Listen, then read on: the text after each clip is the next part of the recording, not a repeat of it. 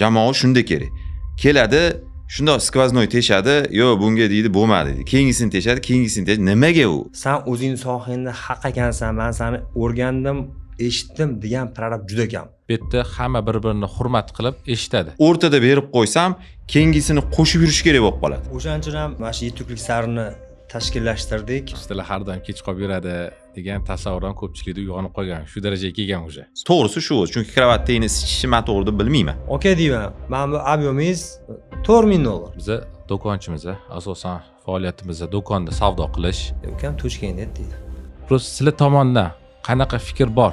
Xolis gaplashamiz dedinglar, xolis aytayapman. Assalomu alaykum, hurmatli kuzatuvchilar. Bugun Yetuklik sari loyihasini yangi sonida ko'rishib turibmiz va bugungi sonimizda mehmon sifatida ishtirok etayotgan Baxtiyor akamlar Azizov iHome Build jamoasi asoschisi va mezbon sifatida Usmon akamlar Siddiqov va Kamina Oybek Olimbek. Baxtiyor aka, xush kelibsiz. Yana bir assalomu alaykum. Alaykum assalom. Kelganingizdan xursandmiz. Taklifimizga yo'q deysiz deb o'yladik. Yo'q deganingizga kattakon rahmat. Bugungi podkastdan xudo xolisa sizdan juda ko'p ma'lumot olib, kuzatuvchilarga shuni yetkazamiz degan umiddamiz. Inshaalloh. Xush kelibsiz. Rahmat, xushvaqt bo'linglar. Taklifingiz uchun rahmat. Shunchalik hurmat qilib, yangi boshlagan loyihalarga, insonlarga, xalqimizga manfaatli bo'lsin deb chaqirib, meni fikrimni qanchalik darajada odamlarga yetkazib beramiz, Allohning o'ziga ayon. Inshaalloh manfaatli bo'ladi degan umiddamiz. Rahmat yana bir bor.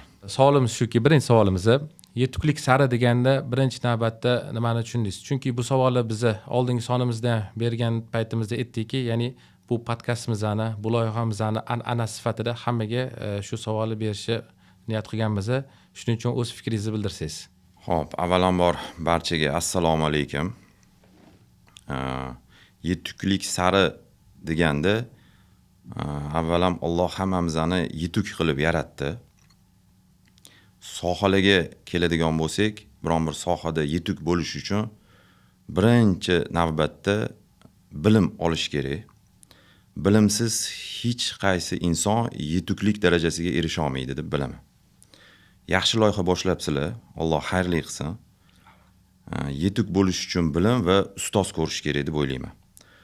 Qolgan barchasi tajribaga bog'lanadi. Bizani kuzatayotgan kuzatuvchilarga ma'lumot o'rnida aytib o'tamizki, shuni yetuklik sari loyihasini olayotganda, ya'ni biz yetuk insonlarmiz degan da'voyimiz yo'q, lekin biz shu yo'lda harakatlanish niyatida shu loyihani boshlaganmiz. Baxtiyor aka, siz prorabsiz, bilamiz, ya'ni iHome Build jamoasi asoschisiz. Juda ham ko'p binolarni bitkazgansizlar, juda ko'p binolarda ko'p ustalar bilan hamkorlik qilgansizlar. Endi shu prorablikka bog'lanadi birinchi savolimiz, ya'ni prorab aslida o'zi kim? Ya'ni vazifasi yoki roli deyiladimi, majburiyatlari, mas'uliyatlari o'zi nima? Prorab asli injener bo'lishi shart. Bu oltin qoida desak ham bo'ladi. Busiz bo'lmaydi. Agarda hozir ommani nazari bilan qarasak, endi barchani deya olmayman, ko'pchilik ommani nazari bilan qarasak, IJSda, ya'ni biz xususiy yo'nalishda ishlaganimiz uchun shundan kelib chiqib gapira olaman, chunki katta baland bino va nejiloy zdaniyalarga odatda aralashmaymiz. IJSda ishlayotgan prorablar odatda ommani nazdida biron bir uyi egasini yoki tanishi, og'aynisi kim bo'lishidan qat'iy nazar qo'yib qo'yilgan snabjenitsi deb qarashadi. Asli unaqa emas. Injener bo'lishi shart deganim qayerdadir tahsil olgan bo'lishi kerak. Kimdir bahosi 4, kimdir 3, kimdir 5 bo'ladi. Uni endi ish jarayonida bilib olsa bo'ladi. Prorab tashkiliy ishlar bilan shug'ullanish kerak bo'lib qolgan hozirgi kunda. Snabjeniga ham qaraydigan bo'lib qolgan va texnik xatolarni ham o'zi boshqarish kerak bo'lib qolgan. Asli prorab faqatgina texnik xatolarni nazorat qiladigan shu injener bo'lish kerak deb bilaman. Qisqacharoq aytganda. Qolganlari bu hozirgi kundagi talabdan kelib chiqib o'ziga bo'yniga olgan yuk deb bilaman. Ya'ni qanaqadir qo'shimcha uslugalar. Ya'ni o'sha snabjeniyaga qarash kerak deb o'ylamayman. Bizni o'sha shogird bo'lib tushgan paytimda ham prorablik, ham ta'minot deylik, o'zbekcha gapira qolaylik, ta'minotga qaraganmiz, lekin bu ham bir qanaqadir ma'noda hozirgi jamoani tashkil qilishimga menga plus tarafga ishlagan, ya'ni foyda keltirgan. Hozir oltin qoida dedingiz. Hozirgi paytda o'sha oltin qoidaga asoslanib ishlayapsizmi yoki ommaga moslashyapsizmi? Hop. Bugun podkastimizni boshlashdan avval qanaqadir ma'noda bir kelishdik, xolis gaplashishga. Chunki borgan sari balandparvoz gaplar bo'lib ketyapti ko'pchilikda. To'g'ri. Xolis aytadigan bo'lsam, ba'zi holatlarda moslashyapmiz. Ming afsus qilaman lekin bu narsaga, lekin moslashyapmiz. Agar chuqurroq yondoshgan desanglar, uni ham gapirib o'taman. Oddiy misol uchun железобетон konstruksiyada ham egalari aralashish kerak bo'lmagan, ya'ni buyurtmachi deylik, buyurtmachi bizga ko'rsatma berish kerak bo'lmagan holatlarda ko'rsatma berishadi. Aslida uni prorab emas, arxitektor emas, konstruktor rashyoti bilan bo'lish kerak bo'lgan holatlarda ham uy egasi hal qiladigan joylari bor. Ya'ni oddiy kolonadan keladigan bo'lsak, kolonaga ham ichiga montaj qilish kerak bo'lgan armaturani secheniyasigacha aralashishadi. Bu albatta xato deb bilaman. Bu bizani moslashishimiz deb bilaman va buni o'zim qilayotgan xatti-harakatimni ham oqlamayman.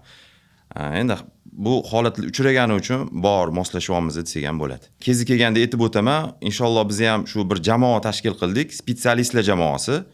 Shaxsan men prorab bo'lib ishlasam, u yerda arxitektor, yaxshi usta, ba'zi bir injenerlardan yuqori darajada ishlaydigan ustani ham qo'shganmiz va konstruktor bor.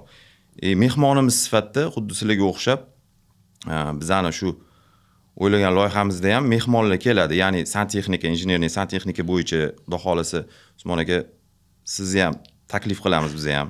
Bir qilmoqchisiz, bir qilmoqchisiz.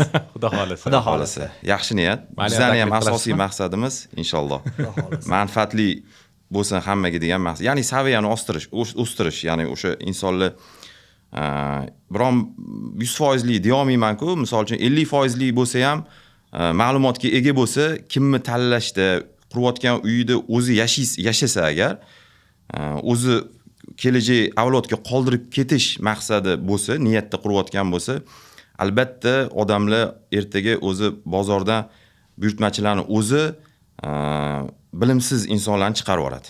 Tushunishim bo'yicha, hozirgi vaziyatda, hozirgi faoliyatingizda ommaga moslashib, sekinlik bilan birinchi qoidangizga qaytmoqchisiz. Inshaalloh. Zo'r. Prognozingiz necha yil? O'ylab ko'rmadim. Taxmin. Endi hozir taxmin, hozir inshaalloh. O'sha chaqiramiz. Endi bunaqa tempda ketsa, menimcha bir 7-8 yilga borsa kerak. Bu temp bilan. Chunki oson emas. Oson emas. Nega? Kursga bog'liqmi? Yo'q. Bizga o'xshagan fikrlaydiganlar ko'paysagina tezlashadi. To'g'ri. Jamoa kattalashishi kerak. Jamoa kattalashishi kerak. Tushunarli. Xo'p, jamoani kattalashtirish uchun qanaqadir vayin qilishimiz kerakmi yo qanaqadir noto'g'ri informatsiya bilan jalb qilishimiz kerakmi yo blogerlarga gaplashishimiz kerakmi? Biletmoqchilarga hozir shunaqangi odamlar chiqyaptiki, birinchi o'rinda xalqqa e'tiborni tortishimiz kerak, qanaqadir o'zimizni maqsadlarimizga erishishimiz uchun mashhur bo'lishimiz kerak deyapti, lekin mashhurlikka erishish yo'lida tanlashayotgan uslubligi ba'zi bilanki noto'g'ri. Ya'ni noto'g'ri narsalarni yoki yengil mavzularni ko'tarib, ya'ni tez shov-shuv bo'ladigan mavzularni ko'tarib chiqib mashhurlikka erishishyapti. Shunaqa yo'llarni tanlab turib, mashhurlikka erishib turib, keyin haliga aytilayotgan maqsadlarga erishish to'g'rimi yoki noto'g'rimi?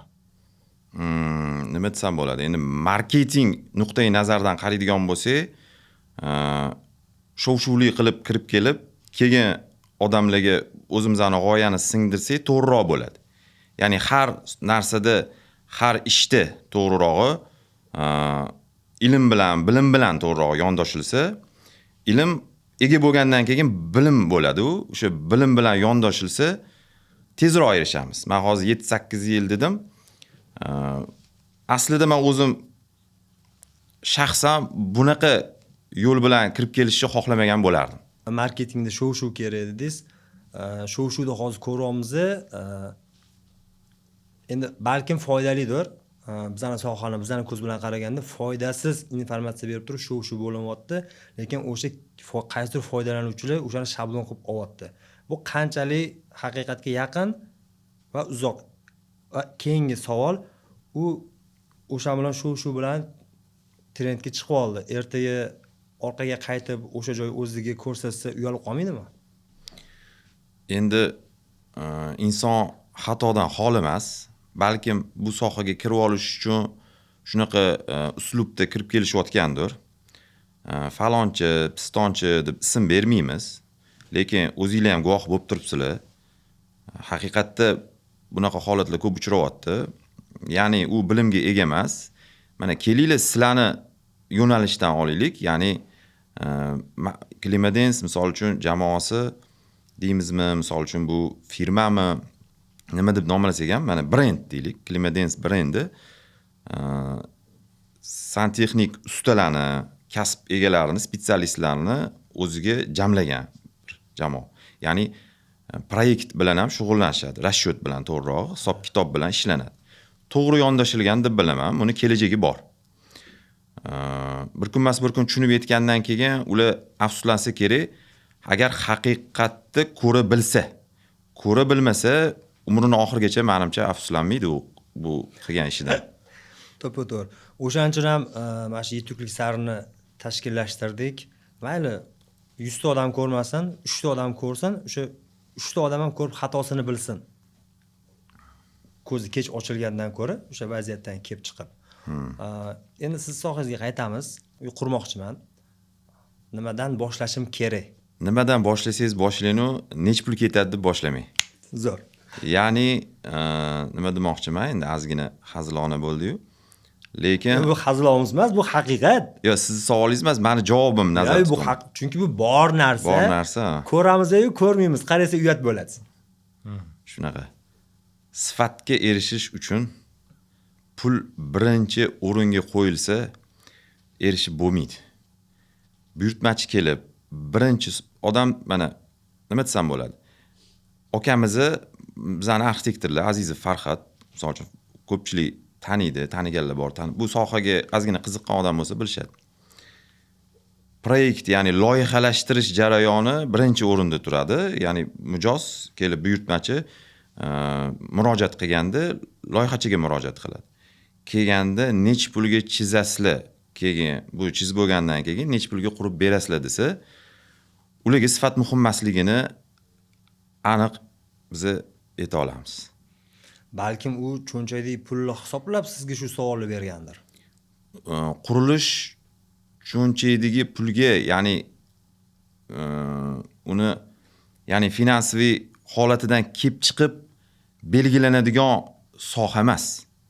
Ya'ni IJSda o'zi mana davlat ham bizda IJSni to'liqonli kontrolga olmagan. IJS deganda xususiy uchastka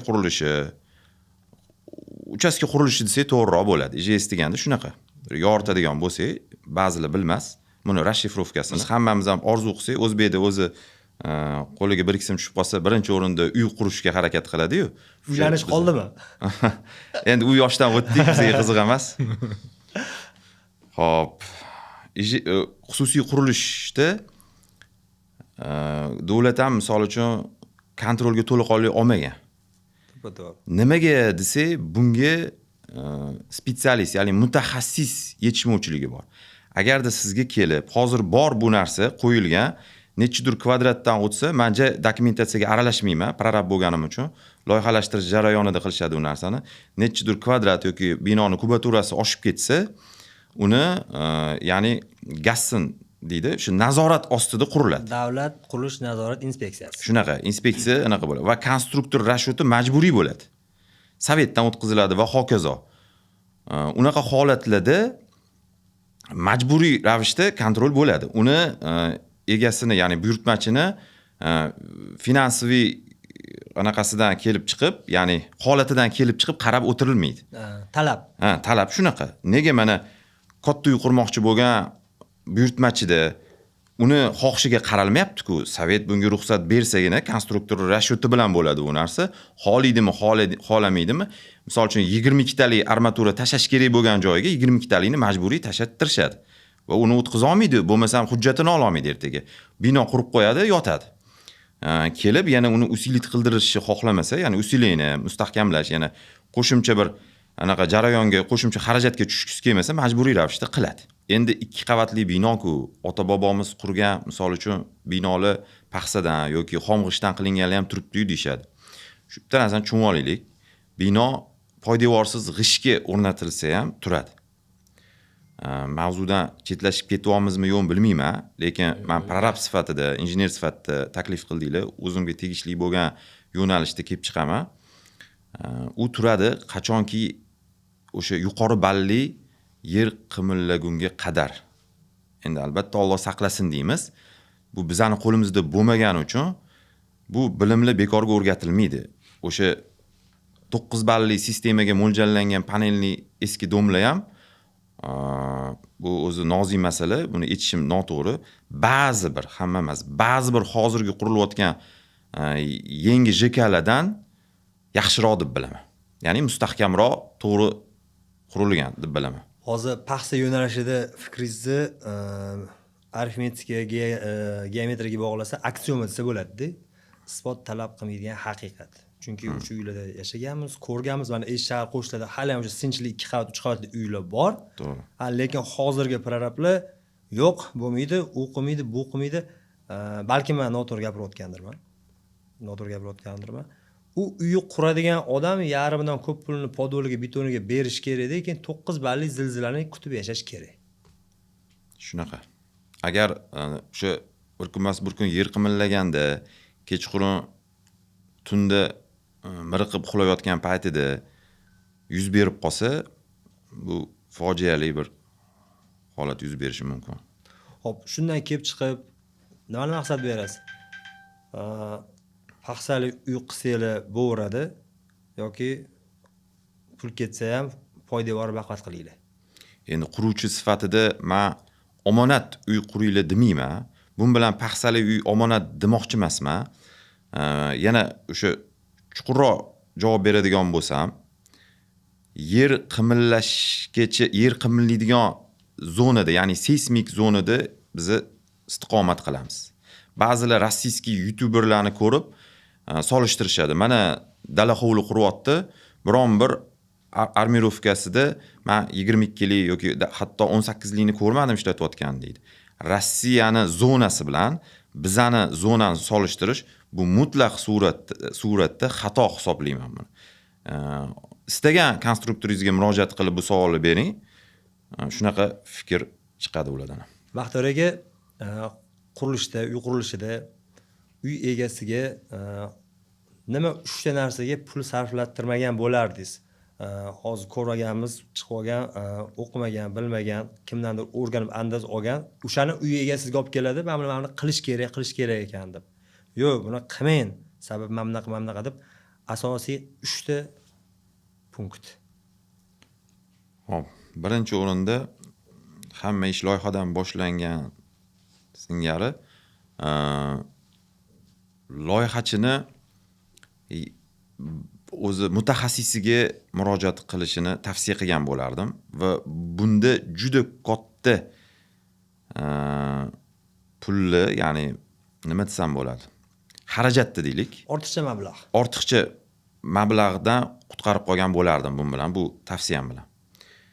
Chunki loyihada xatolik bo'lsa, mutaxassis prorab, o'zini ishini ustasi bo'lgan prorab uni to'g'rilashga harakat qiladi ish jarayonida va katta xarajatlarga olib keladi bu narsa. Ikkinchisi, ustalarni pulidan qochaman deb arzon usta praysini so'rab, 2 hissa boshqatdan yana to'g'irlatib, buzdirib qildirgandan ko'ra boshida yaxshi, qimmatroq ishlaydigan ustaga murojaat qilishni tavsiya qilgan bo'lardim. Uchinchisi, uyda loyihadan keyin o'zgartirish kiritishmasa, shunda mablag'i tejab qolgan bo'lishardi. Ya'ni o'zligini oilaviy biron bir maslahat bilan bir 50% uyi 50% bitgan holatda turibdi deylik. Jarayonda ketyapti. Yarimiga kelib qolgan. O'zgartirish kiritganda o'zligi ortiqcha xarajat qildirib qo'yishadi. O'zbekchilik. Endi bunaqa narsalar ko'p bo'ladi. Bu holatlarga ko'p duch kelamiz. Buni endi qanaqadir ularni aybi deb aytolmayman-ku.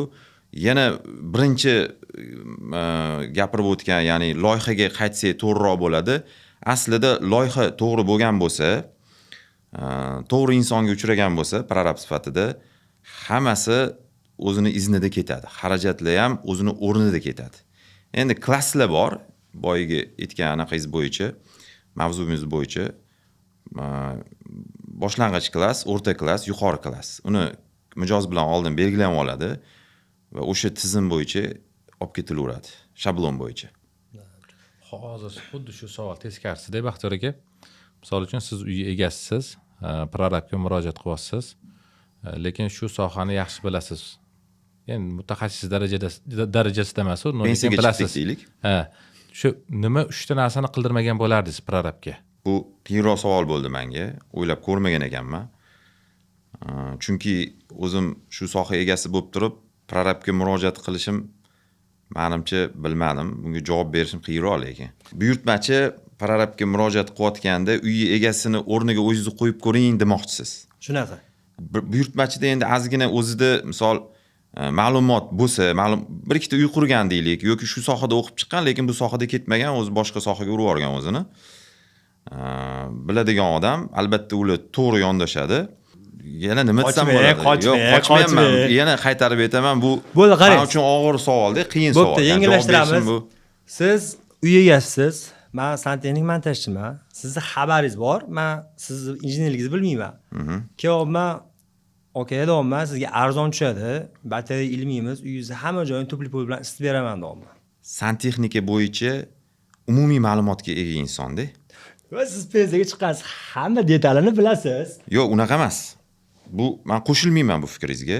Chunki ba'zi narsalarda siz bilgan narsani, siz santexnik mutaxassissiz. Santexnika bo'yicha mutaxassis, ya'ni isitish tizimi bo'yicha mutaxassissiz siz xonadonni. Men siz bilgan narsani bilmayman. Buni tan olib ham aytish kerak. Endi biz nima qilamiz? Doimiy ishlaydigan misol uchun, sizga o'xshagan misol uchun okalar bor. Misol sizlar bilan ishlayapmiz deylik. Siz bilan maslahat solaman. Bilmaganni o'lguncha, ya'ni o'sha beshikdan qabrgacha o'rgangin deydi-yu. Buni nima qilsak bo'ladi deymiz. Keyin siz ham to'g'ri yondashsangiz, aytasiz-ki, rashyot qildirishimiz kerak deysiz.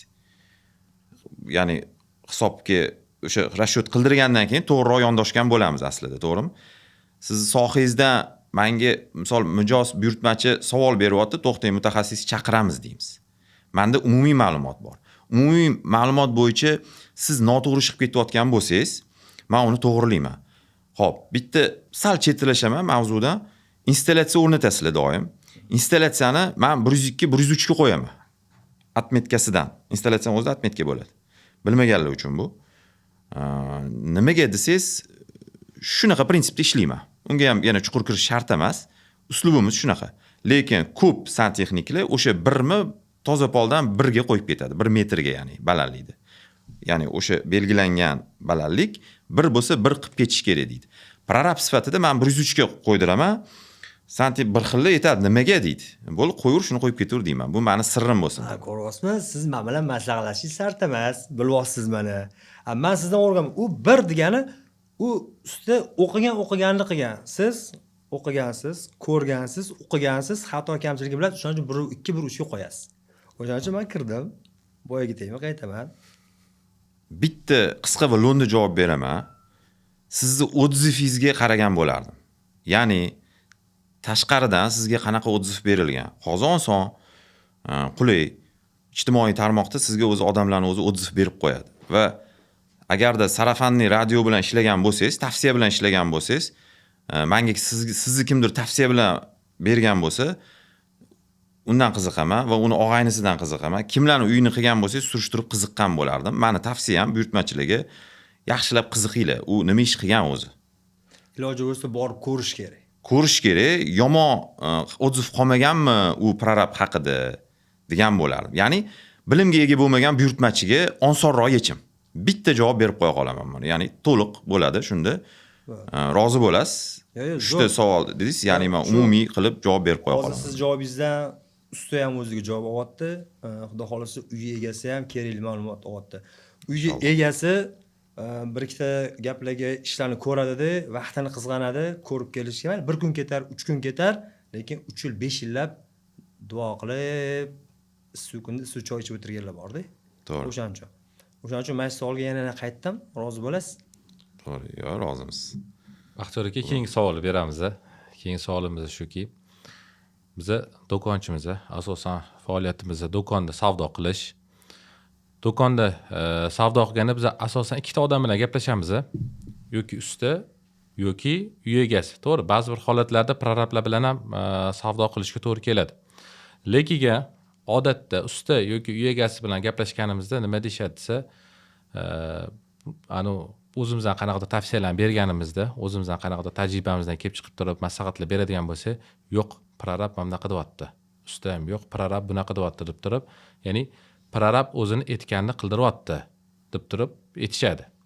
Endi bizda shunaqangi tasavvur uyg'onib qolgan, kuchliroq prorab bo'ladigan bo'lsa, o'sha o'zini gapini o'tkazadi, o'zini aytganini qildirtiradi degan tasavvur qanaqadir balki boshqalarda ham bo'lib qolgandir shunaqa tasavvur. Savolim shuki, prorabni hamma eshitish kerakmi yoki prorab kimdir ham eshitadimi? Mutaxassis sifatida o'zini ishini to'g'ri bajarib, to'g'ri yondashayotgan bo'lsa, prorabni eshitishni tavsiya qilgan bo'lardim. Agar prorab biron o'sha buyurtmachini tanishi bo'lib turib, shundoq ustalarning ustida nazorat va hokazo ishlarga qo'yib qo'yilgan bo'lsa, u prorabni eshitmaslikka tavsiya qilgan bo'lardi.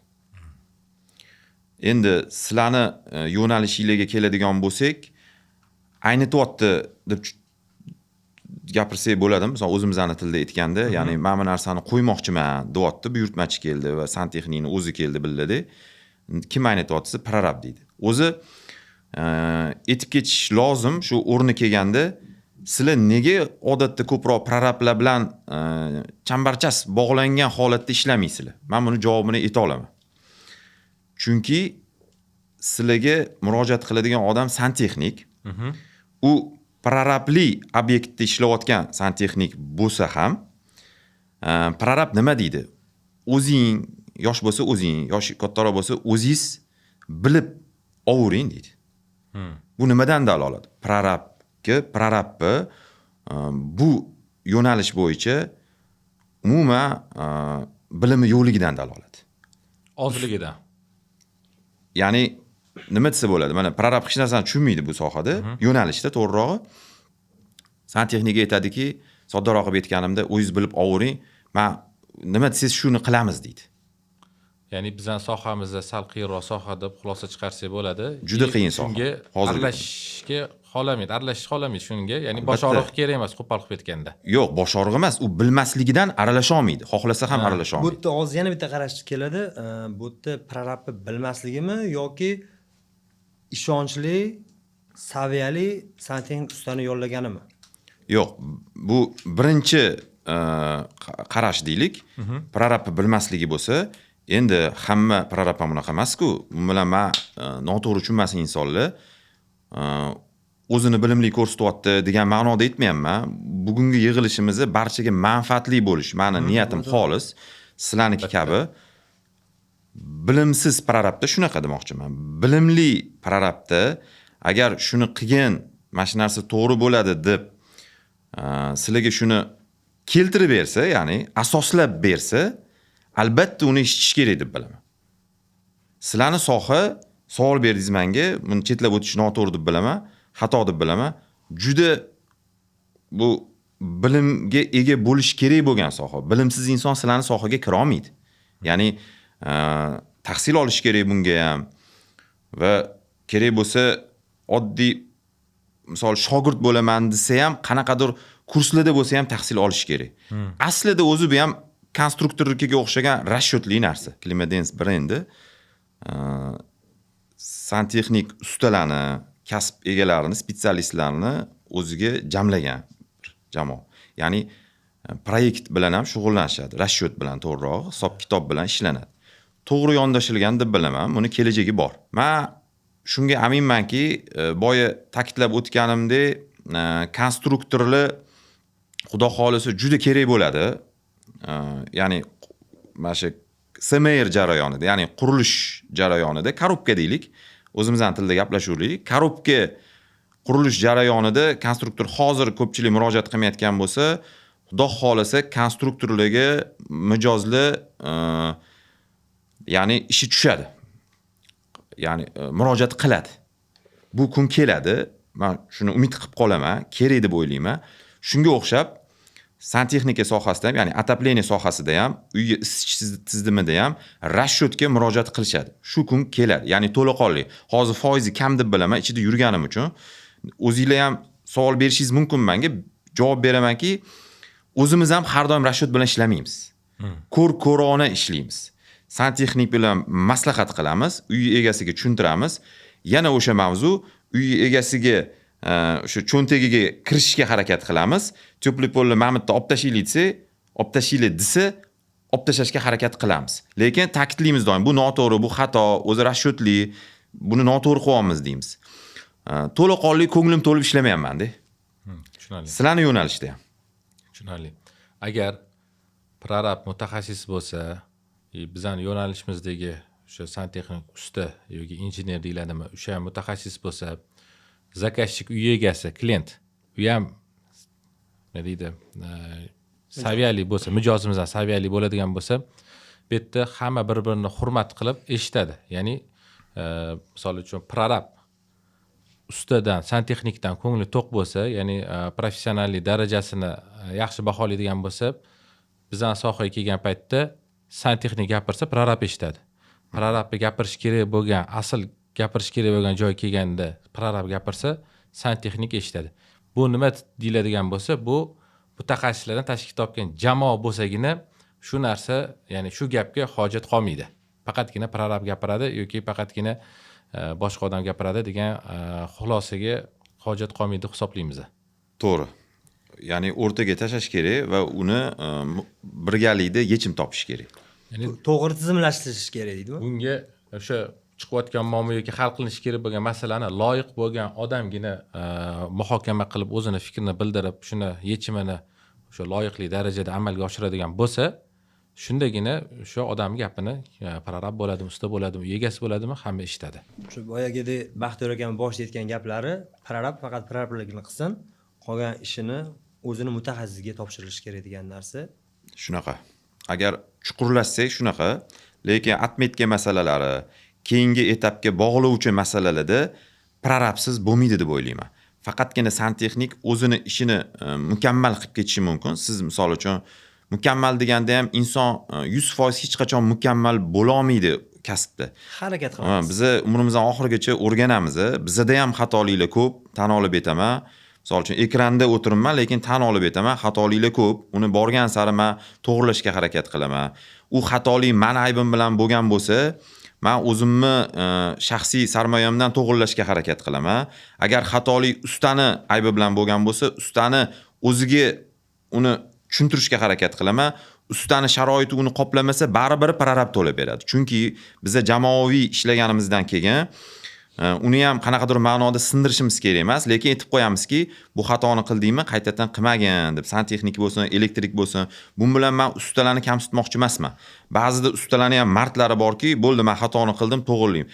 O'zi bizning bu qanaqadir ichimizdagi bir og'riqli, yo'q, bizning og'riqli mavzularimizda, og'riqli joylarimizda mana shu narsalar o'zi. Hozir mana shu gapdan bitta narsani ko'ryapman. Sizni haqiqatingizda shu narsa bor ekan. Klient cho'nchagidan xatoni to'g'rilamayman demoqsiz-da. Uzr aka, shunaqa bo'lib qoldi. Uzr, menda halakat ekan degan narsa. Klient aybi bo'lmasa agar. Bo'lasiz deydi-yu. yo'q. Cho'tiga rozi bo'lib ketishingiz kerak endi deb turib. Endi ko'pchilik aytadiki, endi ishda bo'ladi-da, atinglar qilmaydi degan. Endi buyurtmachini xatosi bo'lmasa agar. Shunaqa. Bu zo'r narsa. Baxtiyor aka, hozir isrof haqida endi azincha gaplashsak, chunki yetuklik sari deganda isrofga ham azincha e'tibor berishimiz kerak deb hisoblaymiz, chunki o'sha biza mo'ljallangan manzilga yetib olishimiz uchun bu ham bir shu manzilga yetkazadigan omillardan biri deb hisoblaymiz. Uy qurish jarayonida nimalarga e'tibor berishimiz kerak? energiyani ekonom qilish uchun, resurslarni ekonom qilishimiz uchun. Chunki hozirgi kunda bilamiz, mana shu gaz, tok, svet hammasi suvlar narxi kundan kunga oshib boryapti. Oshibdi emas, oshib boryapti. Ya'ni progressga ketyapti qanaqadir. Shu haqida bir fikr bersangiz. Energiya tejamkorlik deb nomlasak ham bo'ladi. Energiyani tejab qolishi birdan bir yo'li hozirgi kunda uyni tashqi tarafidan uteplение qilish. Ya'ni kiyim kiydirib qo'yish, soddaroq tushuntirsak. Va qurilayotgan uylarni kvadraturasini qancha kichkina bo'lsa, chunki hozirgi kunda bizani otalarimiz yoki dodalarimizda emas, tan olishimiz kerak. Ozgina hozirgi yoshlarda hayot tarzi o'zgargan. Shuning uchun ham misol qurilayotgan baland binolarimizda, ya'ni kvartira deylik, kvartiralarda kvadraturalari kichrayib ketdi. Yosh oilalarga mo'ljallab qilinyapti. Tez hamma alohida yashashga harakat qilinyapti. Bu narsani nimaga aytib o'tyapmanki, bizani mavzuga umuman aloqasi yo'q deb o'ylash mumkin, lekin bu haqiqat. Katta uchastka qurmasdan, katta kvadratura qilmasdan kichkina qilish kerak deb bilaman. Albatta, sarmoyasi ko'tarsa, cho'nchagi ko'tarsa, omadini bersa, bu yerda ko'ra olmaslik, biron bir egri jihati yo'q, fikri yo'q. Siz energiyaga taqalganingiz uchun aytyapman. Energiyani tejamkorlik, ya'ni energiyani tejamoqchimisiz, kam sarf qilmoqchimisiz, kichkina uy quring, patologini pasaytiring va tashqi tarafdan albatta o'sha hozirgi kunda endi yaxshi ishlatib kelinayotgan o'sha bazalt bilan qoplashni tavsiya qilgan bo'lardim. Hozir shunaqa bo'lib qoldi. Bu yaqin kunlarda, yaqin yillarda uzoqqa ham bormaydi, balkim 2 yil ichida trendga chiqdi desa ham bo'ladi. Trendga chiqdi desak ham to'g'riroq bo'ladi. Shu yo'l bilan qilishni men maslahat va tavsiya bergan bo'lardim. Baxtiyor aka, yaxshi ma'lumot berdingiz. Energiya tejamkorligi haqida ozgina uyni kompaktni qilish kerak, katta qilish kerak, patologni pasaytirish kerak. Aytdingizki, cho'pon kiydirishimiz kerak tashqi. O'shani agar iloji bo'lsa, nimaga ko'proq e'tibor berish kerak? Texnologiyasi bilan tushuntirib bersangiz, chunki u hozir 2 yilda trend bo'lgani bilan hamma har xil tashyapti. Mana bu to'g'ri. Bir xil ichkaridan ham qilyapti, uni bir xil noto'g'ri. Qanchalik rost noto'g'ri men bilmayman. Iloji bo'lsa, texnologiyasi bilan ma'lumot bersangiz, ko'pchiligiga qiziq bu narsa. Tashqi tomondan izolyatsiya qilinayotganda bizni o'zbekimizda shunaqa mentalitetki, tashqarini chiroyli qilishga harakat qilamiz. Bu yaxshi, chunki uyimiz bizani kirganda o'sha nima deydi, bahri dilini ochib tursin deydi, hovlimiz ham chiroyli tursin deydigan insonlarimiz. Har xil millat bor, biz shunaqa millatmiz. Albatta bu yaxshi. U ko'rinish fasadda endi bazalt bilan deylik, o'radik. O'ragandan keyin uni savollar tug'iladi, mana tajribadan kelib chiqib aytamiz. Nima bilan keyin fasadni qoplaymiz deyiladi. Suxoy montajga taqaladi. Suxoy montaji hisob-kitob qilinadi. Qimmat ekan deyshadi. Yana o'sha klient sarfiga qaytyapmiz, xarajatiga, kam chiqim qilish anaqasiga, u menga to'g'ri kelmaydi deydi. Avtomatik tarzda tashqi utepleniyamiz o'yindan chiqadi. Avtomatik tarzda. Keyin nima qilsa bo'ladi desangiz, gazoblok qila qoling deymiz. U ham yaxshi yechim. Gazoblok. Yanachi desa, suvoga endi vermikulit qo'shishni tavsiya bergan bo'lardim, lekin juda foizi kam deb bilaman vermikulit. Vermikulit aralashtiriladi, ya'ni o'sha semon suvoga. Oldin ham qilinardi u narsa, SSRda o'rdan bor bu narsalar. Lekin baribir bazaltda effektini bermaydi deb o'ylayman. Misol uchun, olaylik 250-300 kvadratli uy. Ya'ni bir qavat, 2 qavat mayli, unisi muhim emas. Hozir kunda qish kunida, ya'ni qishki faslimizni o'sha birinchi belgilangan limitlardan oshib ketmagan holatda o'tkazsa bo'ladimi? Agar misol uchun siz aytayotgan narsalarni amalga oshirsa, o'sha izolyatsiyalarni zo'r qilsa. Bo'ladi, albatta. 100%. O'zi ko'p narsaga 100% demasdim, mayli mani o'zimni prinsipim bor. 99% deyman, shunga ham 99% deb qo'ya qoling. Chunki 100% faqat yaratgan eta oladi. Biz eta olmaymiz hech qachon. 99% natijaga erishadi. Natijaga erishish faqat izolyatsiyaga bog'liq bo'ldimi shunda? Yo'q, endi faqat emas, birinchi o'rinda desak to'g'ri bo'ladi. To'g'ri, yaxshi savol berdingiz. Chunki bunga Yaxshi savol chuqurlashishimiz kerak edi. Ertaga shunday izolyatsiya qilib qo'yishadi-da. Voy deydi, anu Baxtiyor o'rayxom deydi, 99 javob deydi. Men o'radim deydi. O'shaning uchun yaxshi savol bo'ldi. Chuqurroq kirganimiz yaxshi. To'g'ri. Mani hozir qanaqadir ma'noda to'g'rilab ketyapsiz. Tizimni to'g'ri qilish kerak. Albatta, endi u mana siz borsiz spetsialist. Sizga murojaat qilaveramiz uni. Men sizga savol beraman endi. Misol uchun, u yog'ini siz yechim berasiz. Mana men prorabman, chaqirdim. Obyektim bor. Usmon aka, keling, mashina birgalikda bitiraylik deyman. Kelasiz. U yog'iga siz yechim berasiz. Agarda siz ham yoki buyurtmachi menga hamma narsasi aniqroq bo'lsin desa, ya'ni matematik raschotlari to'g'ri bo'lsin desa, siz kelasiz, jamoaga murojaat qilasiz, Klimadenskiga murojaat qilasiz, sizga hisob kitob qilib berishadi. Yanada ekonom bo'ladi hisob kitob qilib bergandan keyin. Misol sizni bilimsizligingizdan emas, aniq so'rayapti. Menga aniq fakt bilan keltirib ber. Mamtga mana shu misol uchun batareyani qo'yishim shartmi, shart emasmi? Menga ortiqcha rasxod qilib qo'ymagan desa, u hisobga taqaladi. Xuddi menga kelib, mashqqa nechtalar armatura tashlasam bo'ladi desa, men og'zaki aytib yorsam, meni qo'pol qilgan xatoyim bo'ladi buyurtmachiga nisbatan. Men bilmayman uni ustida qanchalik yuk o'tirishini. U yukka qarab belgilab umumiy ayta olmayman. Praktik, ya'ni tajribadan kelib chiqib ayta olmayman. Mana bunaqa bo'ladi. Bu prolyotka mana bunaqa bo'ladi. Lekin sizni sohangizda ham, sizni yo'nalishingizda ham xuddi shunaqa deb o'ylayman. Utupleniya qilingan ekan, lekin buni raschot qilishimiz kerak. Quyosh tushishi, o'zi tepadagi utupleniya qanaqa bo'lgan, hammasini mutaxassislar kelishadi. Klimadenskiy misol uchun mutaxassislari keladi, raschot qiladi. Keyin u yog'i to'g'ri yechim bo'ladi deb o'ylayman. To'laqonlik, ya'ni to'laqon bizga ya'ni butunlay men har taraflama ekonom bo'lsin degan odamga 300 kvadrat dedilar, 250 kvadrat dedilar, hamma misol bir etaj. Lekin tanasidan aytib o'tish kerak. Bir etaj, ikki etaj farqi yo'q dedingiz, farqi bor.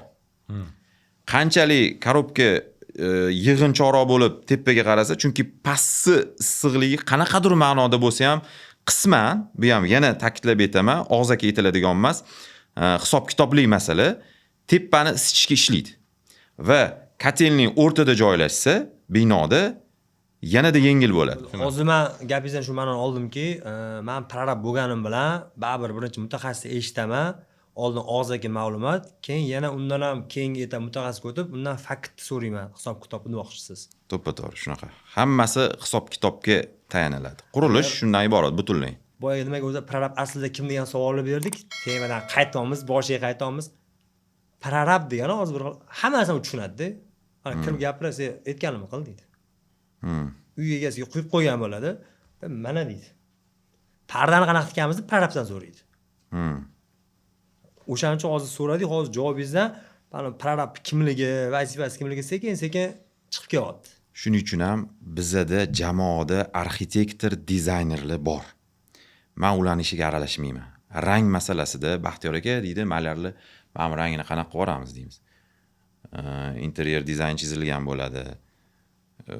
Albom oldimizda turgan bo'ladi. Misol uchun telefonda turgan bo'ladi elektronnik ko'rinishda. Yo Alisher akangdan so'raydingmi, yo Farhod akangdan so'raydingmi? Men o'zim bilmagan narsaga aralashmaslikni to'g'ri deb bilaman o'zim uchun. Har narsada chiqib boya aytib o'tdingiz, chiqib bilsa bilmasa gapirib yuboryapti deyapsiz. Bunaqa bo'lishimiz kerak emas deb bilaman. Hamma o'zini ishini mukammal bajarsa, o'sha bitgan bino siz aytgani kabi o'sha oxirida yashayotgan buyurtmachi duo qilib yashaydi. Har taraflama. Santexnika bo'lsin, elektrika bo'lsin, pardasi bo'lsin.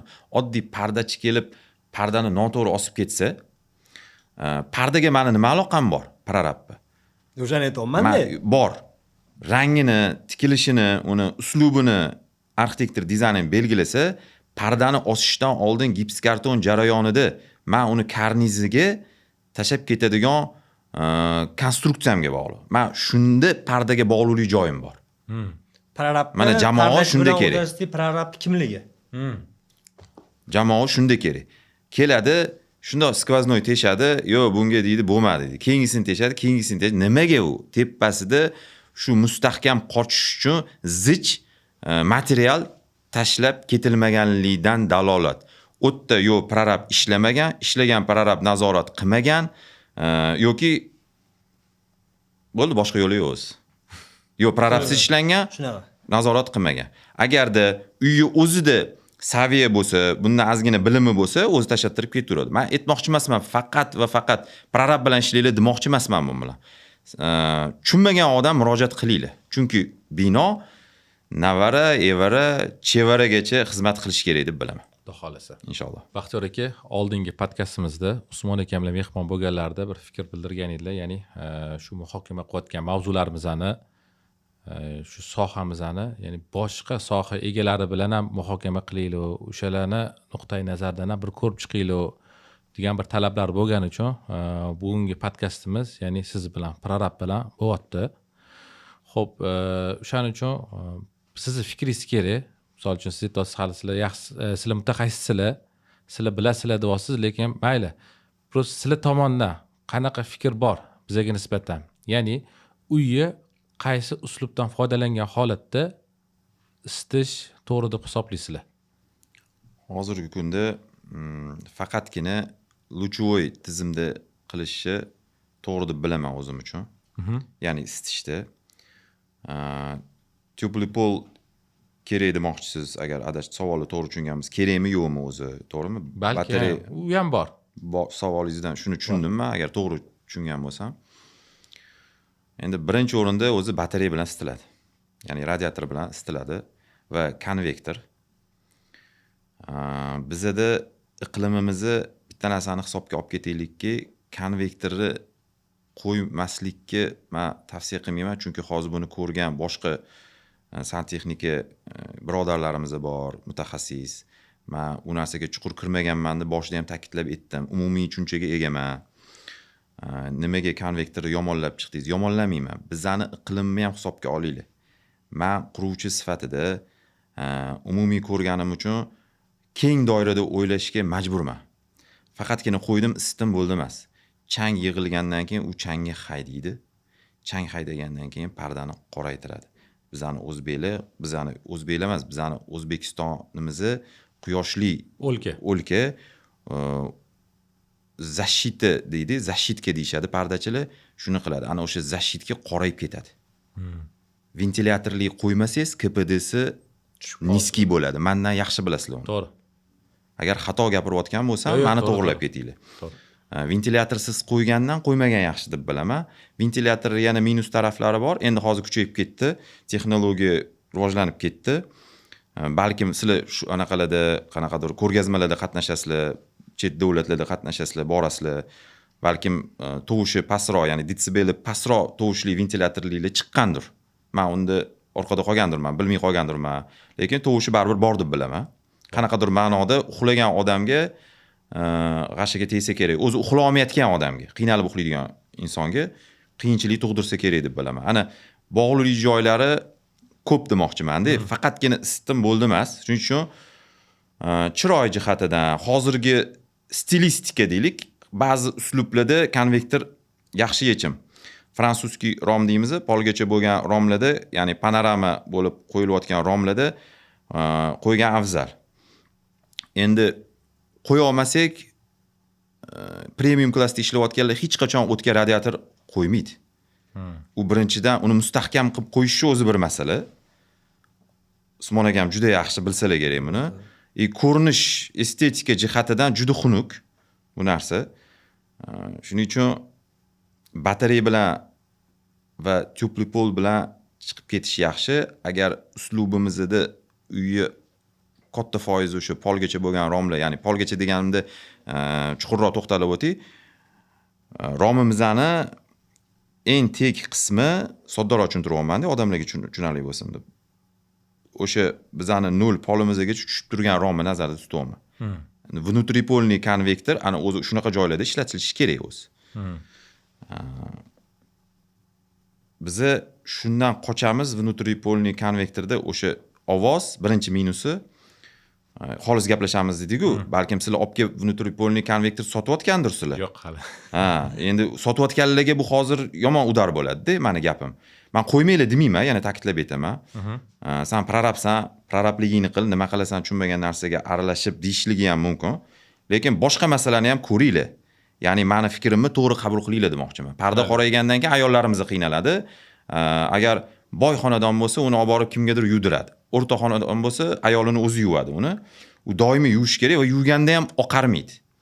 Umuman mavzudan chetlashib ketdik, lekin men podключ bitiradigan jamoa bo'lganimiz uchun mandimiy umumiy biz podключ bitiradigan bo'lganimiz uchun har narsani oxirigacha ko'rib bilishga harakat qilamiz. Ko'ra olamiz demayman, chunki biz insonmiz, keyinni bilmaymiz. Tajribadan qilgan xatolarimizdan dars olib shunaqa qilamiz. KPD jihatidan lekin aslida внутрипольный konvektor ventilyatorligi o'zi yaxshiroq o'zi deb bilaman.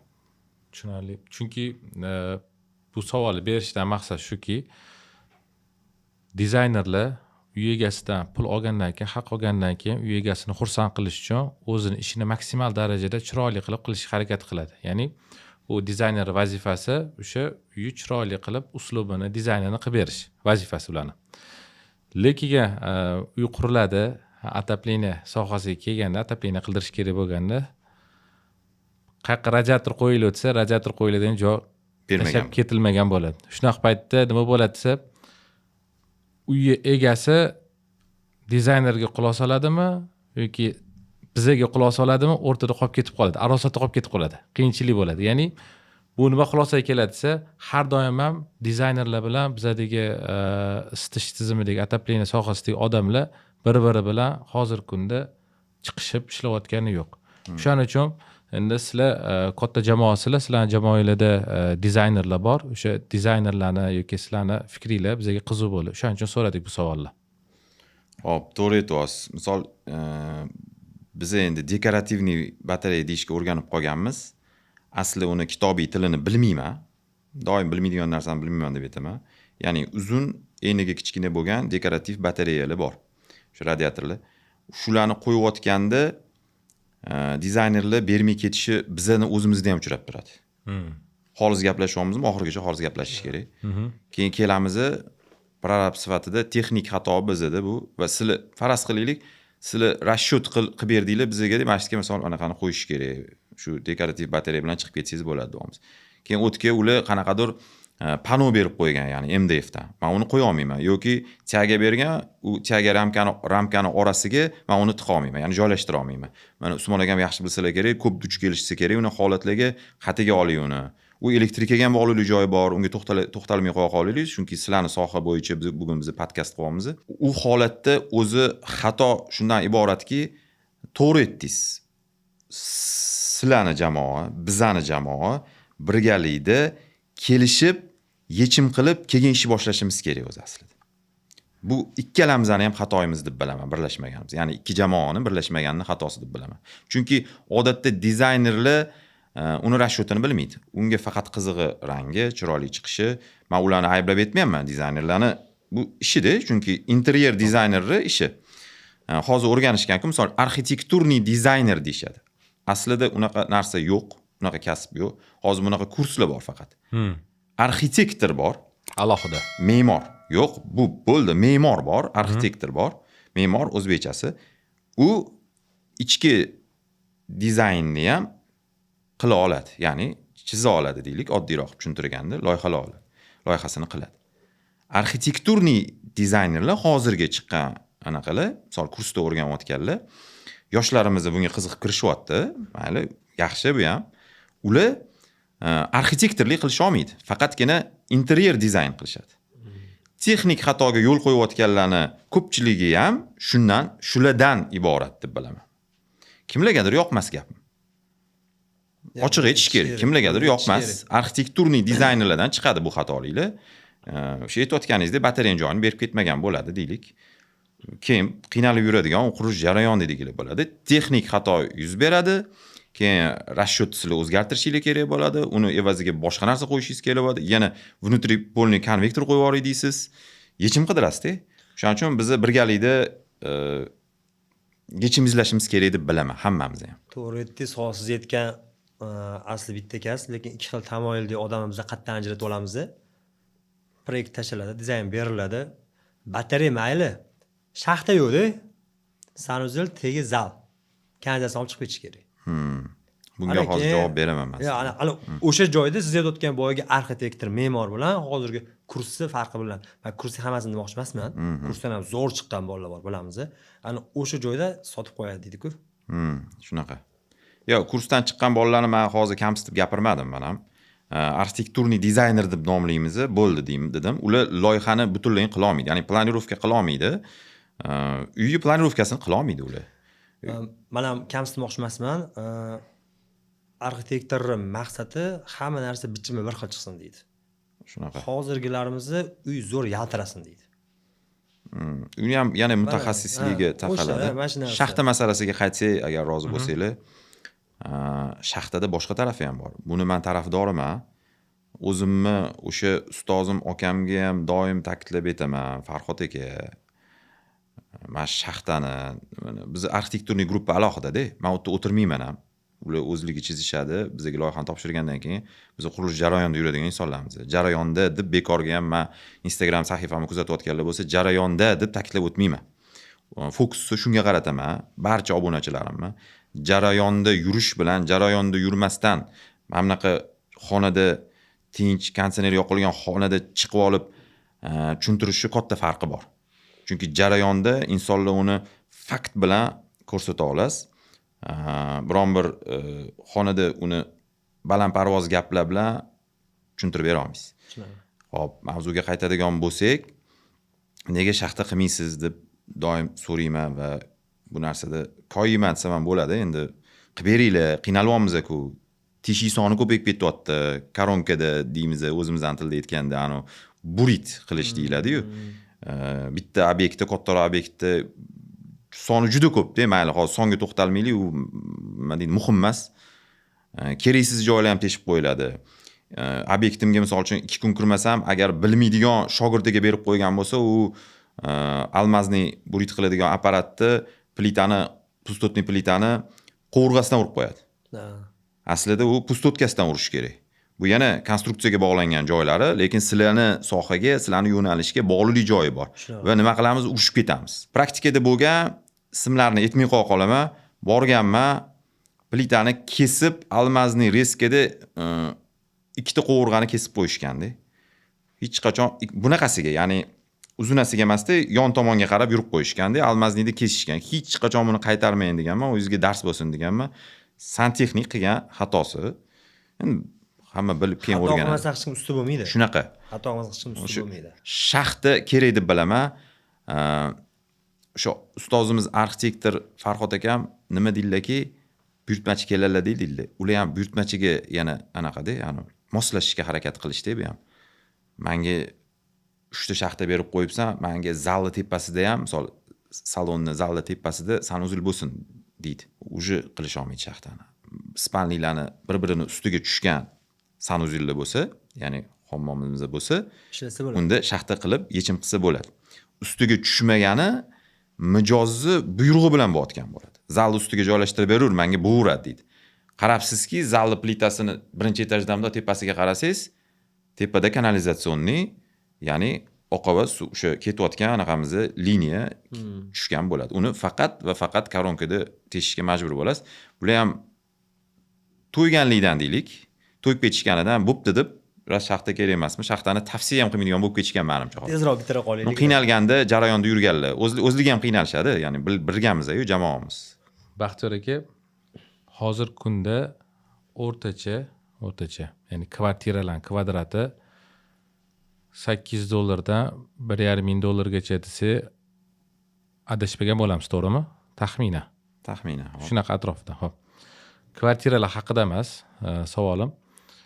Savolimiz shuki, misol uchun kotelniga necha kvadrat joy sarflanyapti? Misol uchun 500 kvadrat yoki 600 kvadratli uchastkalarimizda. Xo'p. Ya'ni aynan kotelniga demoqchisizda. Aynan kotelniga.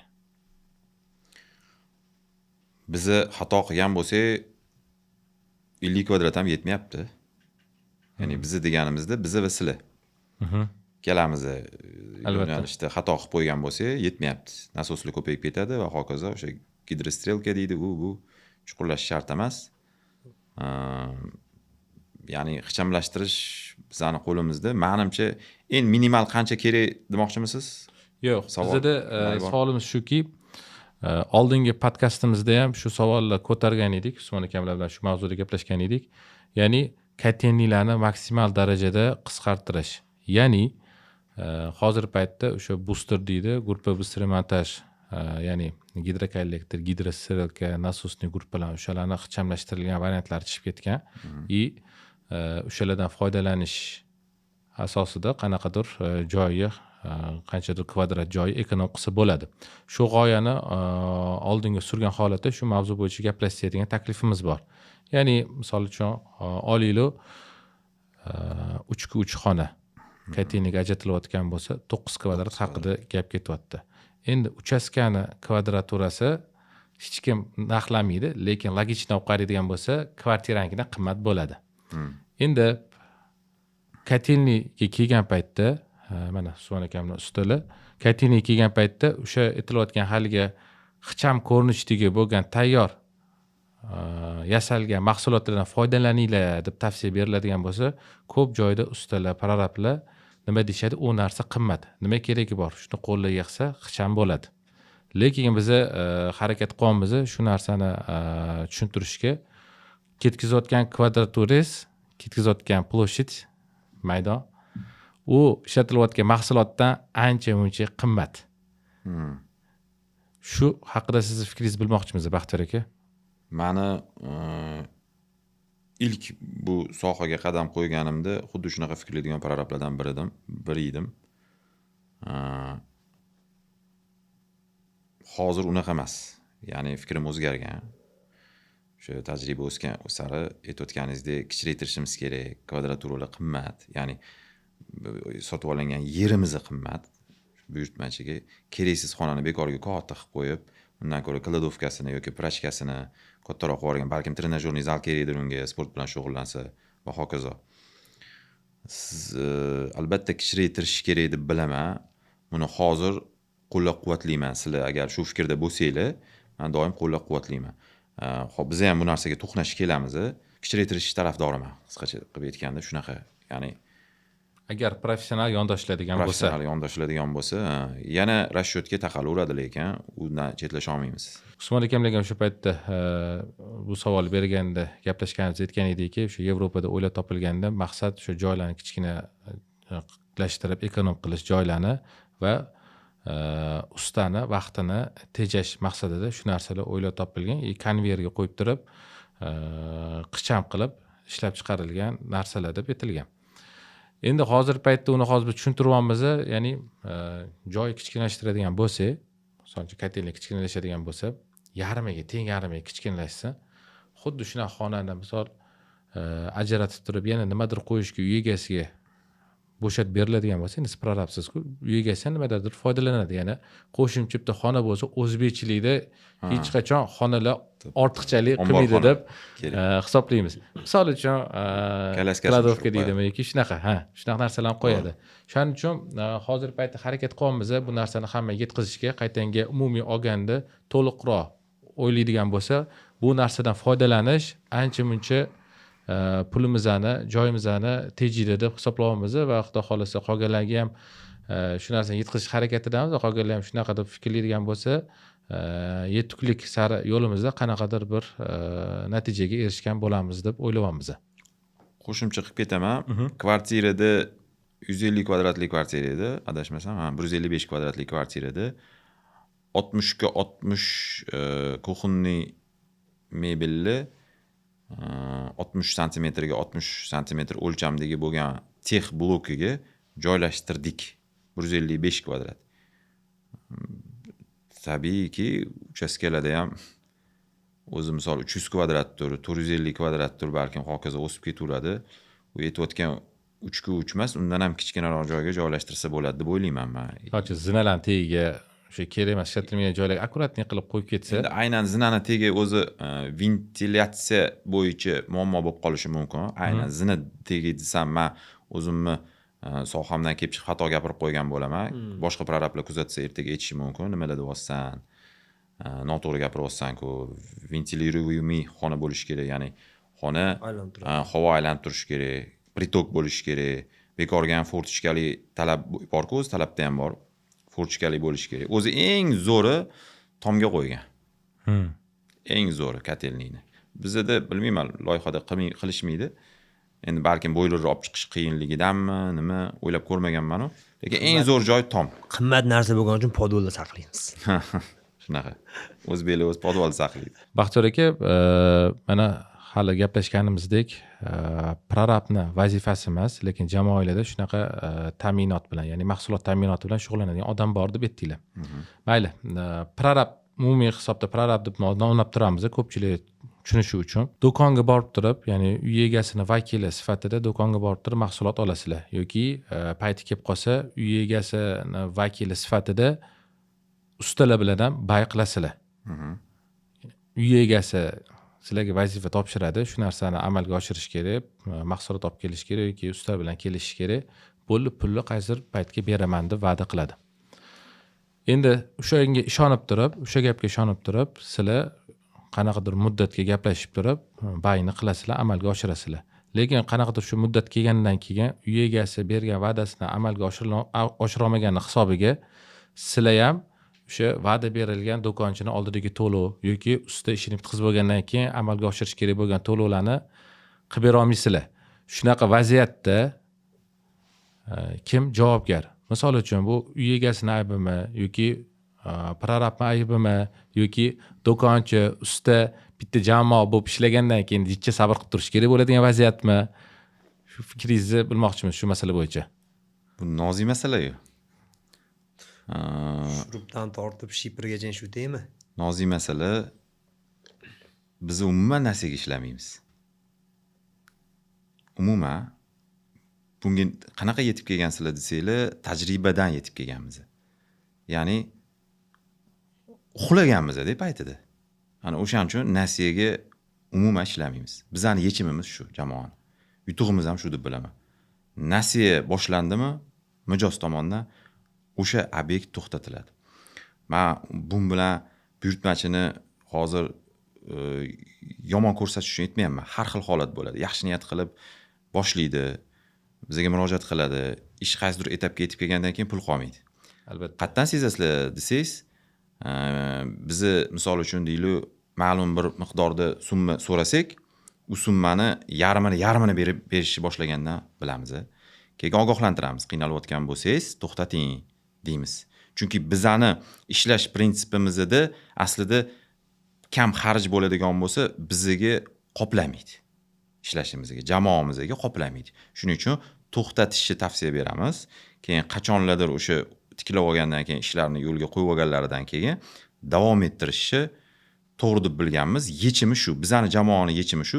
Shuning uchun bizda hozirgi kunda bunaqa holat yuz bermaydi. Agar yuz bersa, kimning aybi bo'ladi shu? Baxtiyor aka. Hop, yuz bersa, endi men siz bilan kelib baylashdimmi?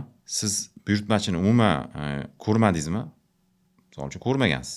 Men keldim, falon obyektni olman deyapman. To'laqonli qoplab berish prorabni zimmasida bo'ladi bu. Erkakchasiga ham, din taraflama ham, savdoni o'zini anaqasi qoidasi bo'yicha ham. Boshqachasiga bo'lmaydi u narsa deb o'ylayman. Kim qanaqa fikrda? Meni fikrim shunaqa. Va siz tavsiyangiz, agar imkon bo'ladigan bo'lsa, ta'minotchi sifatida bunaqa masalalarni faqatgina naqd bay asosida amalga oshirish kerak. 100%. Bizni nasiyaga olamiz, lekin garant bor. Bizani kassada, ya'ni bizani ta'minotchimizda u buyurtmachidan olgan pul turgan bo'ladi. Ana o'zini cho'ntagida deylik, karmonida. Uverenniy ishlaymiz. Endi bu u pulni yo'qotib qo'ysa va hokazo qanaqadir boshqa force majorlar bo'lsa, u baribir biz to'laymiz, lekin u biz anaqa bo'lamizki, o'zimizga o'zimiz ishonch bilan chiqarib yuboring deymiz. 3 kunda yoki 4 kunda vaqtiga qarab kirib yopib ketadi u pulni. Demak, sizga nasiyaga bergan do'konchini ko'nglingiz 100% to'q bo'lsa ham bo'ladi. Inshaalloh shunaqa. Shunaqa xulosa qilinyaptiki, agar ta'minotchi yoki o'sha usta do'konga borib nasiyaga, ya'ni uy egasini va'dasiga asoslanib turib nasiyaga mahsulot oladigan bo'lsa, ertaga o'zi tayyor turish kerakki, mabodo va'da amalga oshmay qolgan paytda yonidan to'lashga tayyor bo'lish kerak. Shunaqa deb bilaman men. Hozirgi kunda Baxtiyor aka, sizlarning sohanglarda ham bo'lsa kerak, bizning sohada ham yo'q deya olmaymiz bunaqa odamlarni. Ya'ni mashhur insonlar bo'ladi, o'zini ijtimoiy tarmoqlarni yaxshi yurg'izib turib, o'sha obunachilar soni ko'p bo'ladi, ularga ergashadigan, ularni eshitadigan odamlar soni ham yetarli darajada bo'ladi va ular shu urovingga chiqqandan keyin, shu darajaga chiqqandan keyin reklamalar olishni boshlaydi. Endi reklama olgan odam shu reklama qilayotgan mahsulotini o'zi o'rnatmaydigan bo'lsa, ya'ni misol uchun o'sha mahsulotni zo'r deb sifatli deb maqtayapti, lekin o'zi aslida o'zi foydalanmaydi. O'zi biladi, ya'ni o'zini ko'ngli to'lmaydi u mahsulot sifatidan. Lekin pulga kontrakt, ya'ni do'g'ri tuzganligini hisobiga qanaqadir miqdor pulni evaziga o'shani chiqib turib reklama qiladi. Odamlarning ishonchidan foydalanib turib. Bu qanchalik to'g'ri? Albatta mutaxassis bo'lmagan odam ham menimcha buni noto'g'ri deb biladi. Ya'ni iste'molchiga ham bu savolni bersak agar, albatta noto'g'ri deb biladi. Men ham iste'molchi sifatida qarshiman bu narsaga. Chunki meni ham nimadir boshqa sohaga reklama ko'rib o'tiribman, mashina olmoqchiman deylik. U misol mashinani maqtayapti, mana shu zo'r ekan, hozir Xitoy davlatidan kirib keldi, mana bunaqa deyapti-da. Avtoblogger bo'lsin, xoh boshqa blogger bo'lsin, maqtayapti. Men o'shani yaxshi inson, to'g'ri inson deb unga qanaqadir kuzatuvchisi, obunachisi bo'lsam-da, ishonib olsam. Keyin uni qo'llanganimdan keyin, ya'ni mashinani haydaganimdan keyin nimadir muammosi 6 oydan keyin kelib chiqdi. Nima bo'ladi? Norozichilik bo'ladimi? O'zingga ravo ko'rmaganingni o'zi tabiiy ravishda bizani sohadagi keladigan bo'lsa, menga murojaat qilishyapti. Men misol uchun turbani, PPR turbani maqtab bering deyapti. Yoki bularga murojaat qilishyapti. Mendan ko'proq ishlatadilar, paykasini yaxshiroq biladilar, ular yaxshi bo'lyapti, noto'g'ri bo'lyaptimi? Mendan yaxshi biladilar, tabiiy. Men uni PPR deb bilaman, bo'ldi. Mana shu PPR shu yoqqa tashlab bering, Usmon aka deyman.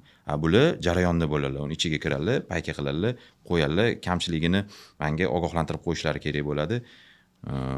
Mengami, bulargami murojaat qilib reklama qilib bersa, o'zim bilmagan narsani qilib yuborsam, men uni javobini menimcha bera olmasam kerak. Chunki menga ishongan odamlar, balkim 30 mingta odam ko'radimi, bilmayman qancha odam ko'radi, auditoriya o'sha xatoni qilib ertaga 3 yil o'tmasdan 50 yil garantiya berilgan PPR turba deb yorilib ketib qolsa, u yoqda mendan so'rab olishga haqli deb bo'ladi-da. Haqli deb bilaman. Shuning uchun avvalambor faqatgina birinchi o'rinda bizni manfaatimiz pul bo'lmasa, bundan uzoqlashgan bo'lardik. Endi har kim har xil pul topadi-da.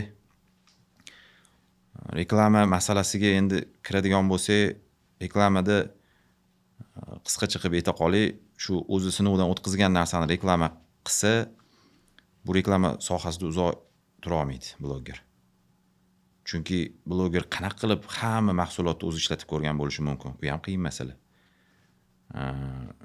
O'zi odamlarni agar har sohada saviyasi oshsa, u reklamaga qarab xulosa chiqarmaydigan bo'lib qolsa kerak deb o'ylayman.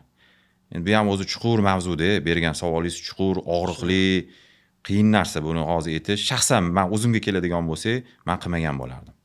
Chunki birinchi o'ringa pulni qo'yganimda, men prorablik sohasida hozir chiqib ketgan bo'lardim. Chunki men ish boshlaganimda birinchi shogird bo'lib tushganman.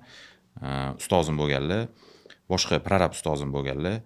Beginada yaxshiroq o'rganasan deb, ya'ni o'sha unaqamizni oliygohni bitirgandan keyin praktika qilib ishlab ko'rib o'sish maqsadida kerak bo'lsa o'sha ustalar bilan birgalikda beton qorib, beton armaturani boylab, o'zim uchun tabiatan qiziquvchiman. Undan avval bunga qanaqa qiziqish bilan kelgansiz desangiz, bunga kirishimning asosiy sababi maktab davrimda men bir nechta o'zimizning qarindoshlarni kvartirasini remont qilishni boshlaganman, tepasida turganman. Xohlaymanmi, xohlamaymanmi, men shunga qanaqadir to'garakka farzandingizni bersangiz, o'sha to'garakni bir nechta to'garakka bersangiz, o'shandan tanlov ola oladi. Mani qamragan narsa savdo bo'lgan va o'sha qurilish bo'lgan. Savdo sohasiga ham kirib o'tganman. 7 yil umrim savdoda o'tganman. Tanigan bilgan biladi. Chunki yoshligim ham savdoda o'tgan va qurilishga kirishim asosiy qadami shundan bo'lgan deyman. O'sha paytda perforator bo'lmaganida zubila bilan panelni domni o'ygan holatini ko'rganman ustani. Yosh bola paytimda. Ko'z pishigan, qiziqish uyg'onadi. Bolaga nechta farzandingizga nechta yo'nalish ochib bersangiz, tanlov. Sportni har xil turiga berarsiz, to'garaklarni har xil turiga berarsiz, tanlash huquqiga ega bo'ladi. Mani tanlash huquqim ikkita bo'lgan, boshqa bermagan. Ya'ni ota-onam menga shuni yaratib bera olgan va o'sha hayotdagi yashab o'tgan tarzimdagi muhitim shuni taqdir taqozo qilgan. O'shaning uchun ham qanaqadir ma'noda kezi kelganda aytib o'tish kerak, otam institutda, ya'ni o'sha arxitektura va qurilish pegi anaqa bo'lgan oldin, politexnический bo'lgan.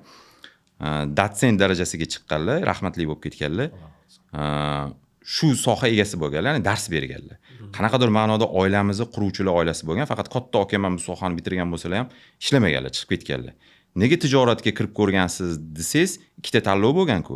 O'sha ikkita tanlovdan birinchi o'sha tijoratga qadam qo'ygansiz, lekin oliygohni bitirgandan ko'ra keyin to'g'rirog'i shogirdlikka tushib, o'rganib, ustozdan chiqib ketganmiz va hayotiy ustozim, soha egasi ustozim hozirgi kunda o'sha Farhod akam bilan o'zim radnoy, ya'ni tug'ishgan akam bilan birgalikda ishlab kelyapman.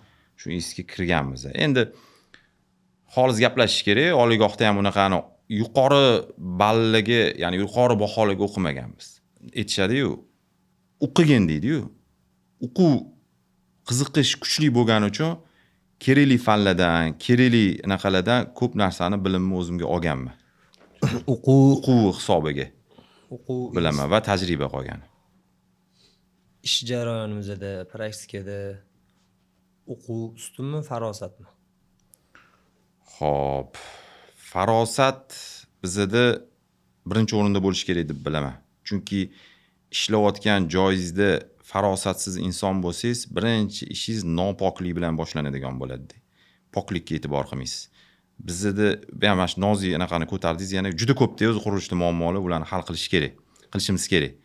Ustalar ishini qiladi, bitiradi, chiqib ketayotganda tozalamay chiqib ketadiganlar ko'p. Yana uy egasiga jabr bo'ladi. Qanchadir sarf qilib biz alohida odam yollab qo'yganmiz, doimiy uy bitguncha bir bilmayman 7-8 marotaba kelib, balkim undan ko'proq kelib, uyi butunlay ubulka qilib ketadigan odamimiz bor. Unga albatta anaqani mijozni xarajatiga o'tiradi bu narsa, buyurtmachini. Men aslida to'g'ri deb bilmayman. Ustalarga ham aytaman, agar har biringlar o'zingizlardan keyin tozalab chiqib ketsanglar, mijoz shundan ekonom qilgan bo'lardi. Mana ekonomni yana bitta anaqasi ochildi siri. Ekonom qilgan bo'lardi deymiz. Endi qanaq qilib toza bo'lmagandan keyin 1,5 yil, 2 yil davom etadigan xonadonlarda tozalamasdan, o'tni pok qilib qo'ymasdan ishlashingiz mumkin emas. U hamma yoq vayrona bo'yaveradi. Ishingiz ham ko'rinmaydi. Ishingiz ham ko'rinmaydi, o'zingiz ham dilingiz xira bo'lib yuradi, lekin yana keyingi haftasiga xarajat qilib olib keltirib tozalasangiz, mijozga yoqmaydi buyurtmachiga. O'shaning uchun har bir usta iltimos qilib gapirgan bo'lardim. Kattalik emas, iltimos qilib gapirgan. O'zini ketidan tozalab ketsa, hozir o'zi mana shu xarajatga to'xtalmagan bo'lardi, ya'ni kelmagan bo'lardi. Hozir Instagramda shunaqa mavzuni ko'rdimki, bizda ko'rdimmi, chet davlatnikini ko'rdimmi, usta kelyapti-da, men tozalovchi emasman deyapti. O'zidan qoldirgandan ko'zingizga tushgan bo'lsa kerak. Bu qanaqasiga endi? Bu farosat-da, bu oddiy. Qo'pol qilib aytganda, o'sha anaqa ham o'zini ketini tozalab ketadi-ku. Shunaqa. Misol uchun hayvonlarga nazar soladigan bo'lsak ham, bu ham bitta ibrat emasmi o'zi deyman-da. Ba'zilar aytishi mumkin, o'zing tozala unda deyishi mumkin. Meni vazifam emas u, sen kir qildingmi, tozalab ketish. Bu o'shaning uchun farosat birinchi o'rinda, qisqa chiqib ketgan. Usmon aka, shu savolni bergan savolingizni o'zingizga beradigan bo'lsa, siz javobingiz qanaqa bo'ladi? Farosat birinchi o'rinda baribir. Boy aytganlaridek installyatsiyani usta 1 ga qo'yadi dedilar. Men 1 3 ga qo'yaman dedilar. Ana o'sha yerda farosat qo'shilganda. Chunki 1 ga qaralgan, uni oldi va ketini ko'rib turib bir uch qo'yganlar. Ana o'sha yerda farosat ishlatilgan. Farosat ko'p joyda o'quv bilan bilim bosib ketadi. Kitobni yodlab olganlar bor, lekin undan keyingi broshuraga aql o'tmaydi. Yoki unga yondosh kitobga aql yetmaydi. Farosat uni kallasini o'qib turib, ichini o'qib beradi. Endi men ham sizga savol beraman. Mana ko'p obyektlarga tushasiz. Shunda uy egasi bilan to'g'ridan to'g'ri muloqot qilib, baylashib ishlaganingiz ma'qulmi sizga yoki u joyda prorab bo'lgani ma'qulmi? Faqat xolis javob bering. Xolis javobim prorablar bilan ko'p ishlamaymiz. Menga uy egasi ma'qulroq. Sababi hozir men sizni eshitib turib, shuning uchun aytdim. O'zimni taklif qilmoqchi emasman. Chunki siz aytdingizki, ustani eshitaman, kitobini ochaman, texnologiyasi bo'yicha ishlayman, eshitaman deysiz. Prorablar ko'payib ketganki, kiradi, Oyben do'koniga borasan, mashina olasan, qo'yasan deydi. Batareya qo'yamiz deydi. Dizayn tushunmayapti deydi. Uy egasi va uy issiq bo'ldi deydi. O'sha narsani xo'p deb qabul qilsa, u hali yetuk usta emas. Chunki prorab santexnik emas-da, u o'zini o'lchavi bilan javob beryapti. Usta prorabga yetkazib berib turib, uy egasiga singdirish kerak yoki uy egasiga yetkazib berib, prorabga singdirish kerak. Demak, sizga prorabsiz bo'lgan obyekt ma'qul bo'lib qolgan. Yo'q, prorabsiz nimaga? Chunki sizga o'xshab ustani eshitaman, mana qilaman. Sen o'zing sohangda haq ekansan, men seni o'rgandim, eshitdim degan prorab juda kam. Boya aytgandek, Yo'q, xolis gaplashyapmiz. Yo'q, o'shaning uchun o'zi qisqil javobingiz shunaqa-da. To'g'ri qabul qilish. Mamnaqa, hop, qattiq qilgansan. To'chgan ish bo'l. Qaysi do'kon bilan ishlaysan? Hop, unga do'kon qizuvmi, meni ishlagan obyektim qizuvmi, yoki uni obyektini isitib berishim qizuvmi? Uni prorabning maqsadini bila olmaysiz-da, keyin sekin boramiz. Keyin prorab bilan iloji boricha deyman, "Oka, siz prorabsiz, obyektni yursiz, iloji boricha meni bitta vakilingiz bilan yoki uy egasi bilan bog'lab qo'ying" deyman. Chunki bizda alam qiladigan joy bo'l deydi, prorab surok, boyagidek maqsad pul qo'yib olamiz. Keyin Usmon, kenayimga mana rakina surib beraylik. Mebelchi kelyapti, batareyani ko'tarib beraylik. Kelasida unga qo'shimcha pul so'rasangiz, prorab qiyshayadi. Lekin men uni talabi bo'yicha qildim. Uni talabi bo'yicha demontaj bo'lyapti. Endi o'tda ozgina zo'ravonlik boshladi, boshqa obyektga surishib ketarmiz. Bironta oradiga namoz o'qish kerak emas deyman. Hozir sen bu yerda deyman, meni vaqtimni olsan deyman. Ham uy egasi uni oldida meni sifatsiz usta qilib ko'rsatib qo'yasan deyman. Chunki siz aytdingiz, ana joy bo'lsa men qo'ya olmayman, maslahat qilaman, unga chiqaman. Maslahat qilaman. U hamma narsani o'zi bo'lsa kerak. O'shaning uchun iloji boricha zo'r, menga iloji bo'lsa ikkiri qilib bitta ishni 5 minutda qiladigan prorab yaxshi. Chunki shogirdlarni tepasida tura olmaysizda, shogirdga 5-6 minutda gapirsangiz, shogird sizdan xafa bo'ladi. Klientnikini qabul qiladi. Chunki shogirdga vaqtingiz bilan vajohatingiz bor, sana deb gap eshitdim deya olasizda. U gap eshittirmaslik uchun erkaligini ko'taradi uy egasini. Ana shunaqa uy egasi yoki shunaqa prorabda shogird ishlasa, ishoning 1 yil yoki 2 yilga bormay zo'r usta bo'ladi u. O'sadi. Chunki qo'y deydi, hozir meni klient endi ko'ryapman, anunga o'xshagan bo'lsa, yana boshqatdan qilmay deydi. Tabiiyki, tabiiy holatda bir-birimizni tarbiyalab qo'yamiz. Ana siz aytgandek, agar prorabga Usmon fikrlab, siz aytgandek tan olib, men mana qilar ekan, lekin mana haq ekan desa, o'sha menga o'rgatmoqchi bo'lgan xatosini keyingi obyektga qaytarmaydi. Prorab bilan ishlash qachonki yaxshi bo'ladi, qachonki prorab ham professional bo'lsa. Qachonki prorab bilan ishlash zo'r bo'ladi, prorab klientga moslashmasa. Faqat klientga moslashmasa. Chunki prorab haqiqat bo'lishi kerak. Boyagida birinchi o'zlarining aksiyomalari, prorab o'zining mutaxassisi uy egasiga yo'q, bunaqa qilmang, sizga ko'rsatganingiz xato, mamnaqa, bu mutaxassis bunaqa qilish kerak deb faktingiz keltirgandan keyin uy egasi bo'ldi, prorab haq ekan desa, prorab bilan ishlashmasa. Lekin bundoq birinchi qaraganda o'ylab qarasa, har qanaqa prorab bilan usta ishlagan yaxshiroq deb ko'rinadi. Sababi prorab qurilish ichida yuribdi, usta gapini tushuntirib olishi, o'zini fikrini yetkazib berishi oson deb o'ylaydi, lekin baribir ish jarayonida keladigan misol uchun bunaqa qiyinchiliklarni hech kim bundoq tasavvur qilmas ekanda. Har qanday prorab bilan ishlash yaxshi deb qanaqa usta fikrga boradi? Birinchisi mutaxassisligini yaxshi bilmaydigan, mabodo yiqilsam deydi, prorab suyuydi deydi. Ikkinchisi o'ziga o'yrinmas. o'ziga o'yrinmas. Ishonch yo'q. Ikkinchisi sizdan ish olib turib, sizdan avans olib boshqa joydan ish olgan usta ishlaydi. Uy egasi bilan prorab joyi kelgan ko'rganmiz, prorab ustachilikdan chiqqan, kiyimini yechib, lavzim bor, 3 kundan keyin to'yib kiyim deb ishlagan joyini ko'rganmiz. Usta pulini olgan, ketgan. Javobgarlik yo'q ustada.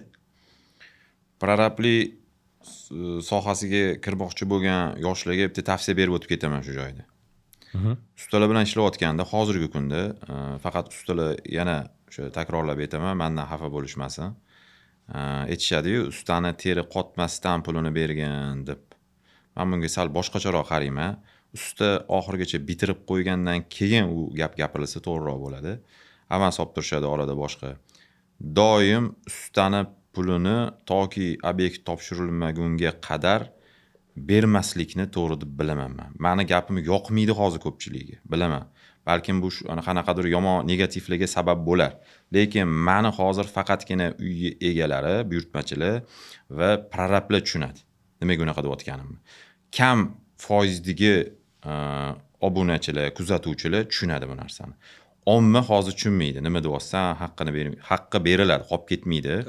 Chunki ana o'shandan kelib chiqadiki, boyagi savolingizga javob, yana javob emas, isboti bilan bo'lyaptiki, meni gapim tashqaridan ishlamasligimizning sababi. Men o'zim bilan ishlayotgan ustalarga o'yinni berib yuboraman. Lekin birinchi marta keldi, ishlaylik dedi. Xo'p, mayli. Inson tanishib bir-biri bilan kengaytirgani yaxshi-da auditoriyasini. Siz bilan ishlab ko'rdim, boshqasi bilan ishlab ko'rdimmi, doimiy obyektdan ko'payyaptimi? Yaxshi-da, tanish orttiramiz. Yaxshi narsa bu. Ya'ni anaqamizda birodarchiligimiz ham kengayib boradi. Ishonchga kirdingiz, ishlayapsiz, aytgan vaqtimda kelyapti, ishimni qilib beryapti. Ya'ni buyurtmachini ham kaprizlarini ko'taryapti bu yerda, qanaqadir ma'noda so'rayapti. Mana shu zaril bo'lib qoldi, o'zi ozgina ishim qolgan, yopib yuborib olasizmi desa, bizlar bilan doimiy ishlayotganga yopib yuborib olaman. Lekin birinchi marta kelgan odamga berib yuborish. Men Instagramda kuzatdim, chiqib vaydod deyishayotganlar ham bo'pti-da, mana shu prorab bilan bo'ldi.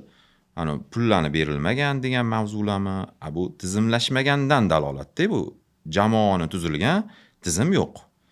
Haligi masala qarzga. Demak, siz bekorga bermadingiz menga bu savolni.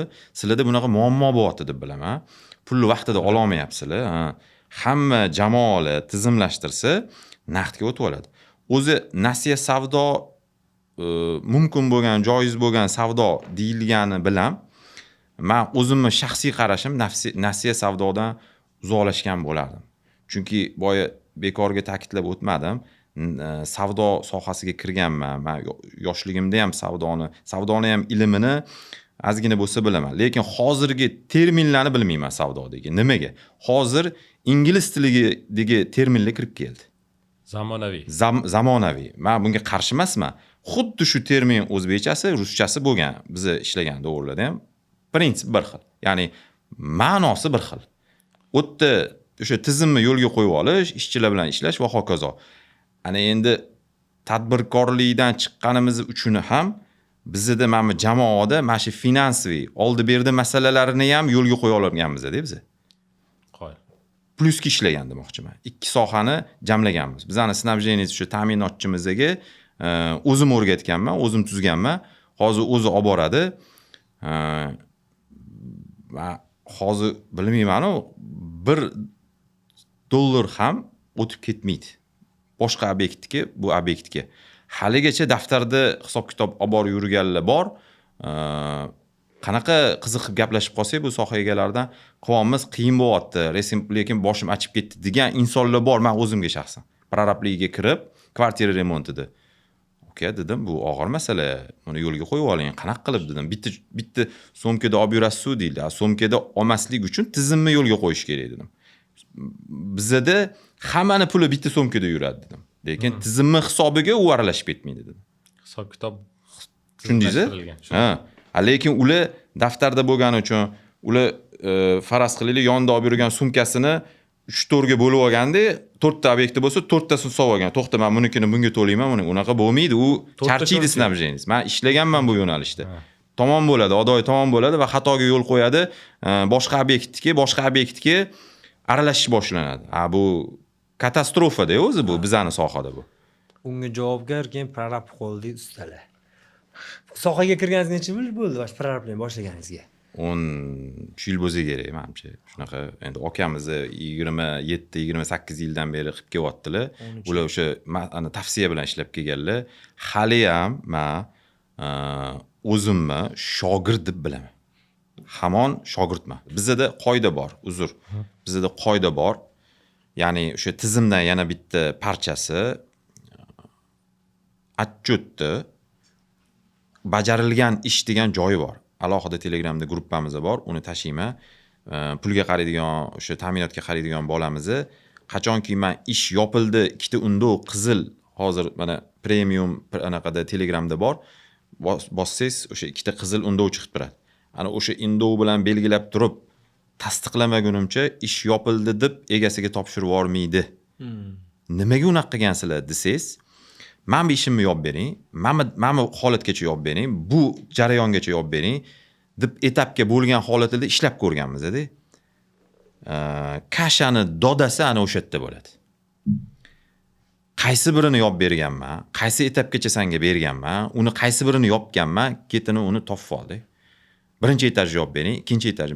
Men chiqarib tashlaganman, mutlaq bizani jamoa bilan ishlaydigan ustalar, elektrik bo'lsin va hokazo kim, malyarmi, hammasi bilishadi. Mana inshaalloh kuzatishsa, o'sha kunlarga yetib borsa, bilishadi. Mana shu tizimni yo'lga qo'yganman. Shunda bu kimga plyuska ishlaydi desiz, men boshimni ortiqcha qotirmasligiga plyuska ishlaydi. Ikkinchi tarafi egasi aniq, tiniq, to'g'ri hisob-kitob qilingan holatda отчёtni oladi oxirida.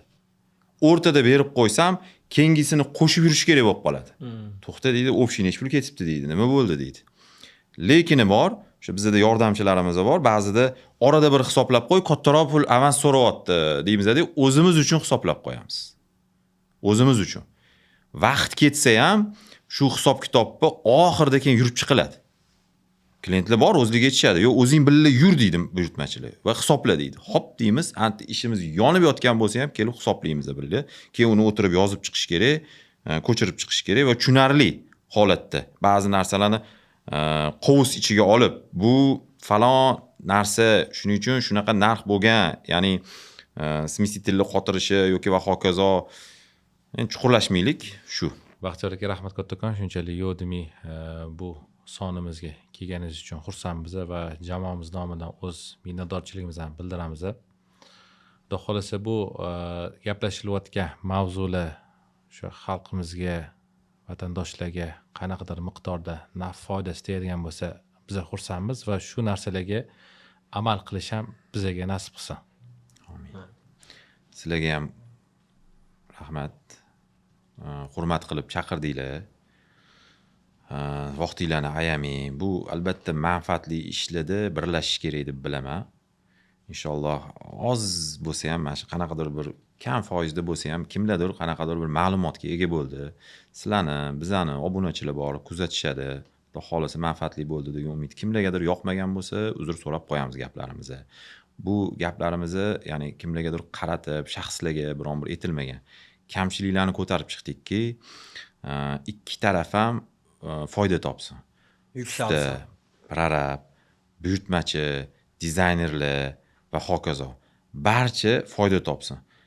Hammamiz ishimizni mukammal bajarsak, inshaalloh o'zimizning kasbimizda sizlar shu aytib o'tganinglarda yetuklik sari degan g'oyalarga, boshlagan proyektinglarga bir qanaqa desa bo'ladi, ana hissa qo'shgan bo'lamiz-da.